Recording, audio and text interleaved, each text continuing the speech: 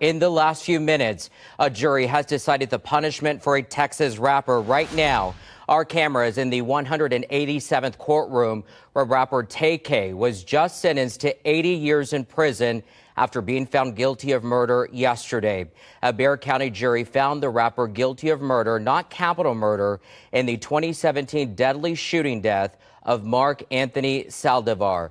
The rapper was previously convicted in the killing of a man in Tarrant County in 2016, where he received a 55-year prison sentence. Now, these two sentences will run at the same time.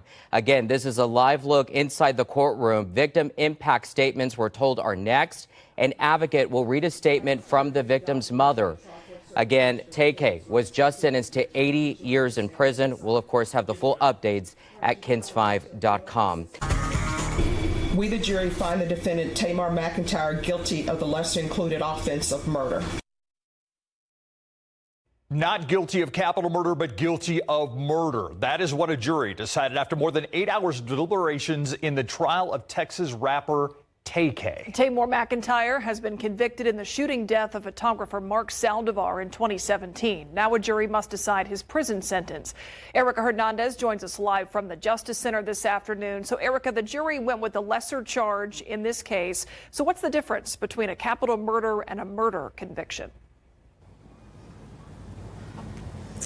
Yeah, Myra, if it was capital murder, if they would have found him guilty of that, he would have been automatically sentenced to life in prison without the possibility of parole. But because it was that lesser charge, the range of punishment is now 5 to 99 years or life in prison. And there's also a possibility for parole after serving some time. So it all depends what that sentence is that they come up with. And we'll go into detail with that a little bit more later once a sentence is determined. But when that verdict was read today, McIntyre didn't show much emotion. His family members in the court did, however, and the judge asked his mother to leave the courtroom.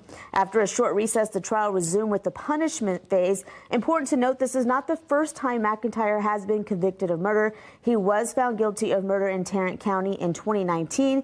Today, the defense asked the jury to consider McIntyre's troubled childhood in deciding his punishment. Tamar McIntyre was 16 years old when this happened. He was a child. You're going to hear evidence that Tamar's childhood up to that point was far from idyllic. He was in the foster system. We are looking at this whole circumstance through the eyes of a 16-year-old boy who has had a traumatic and horrible life and whose judgment was impaired.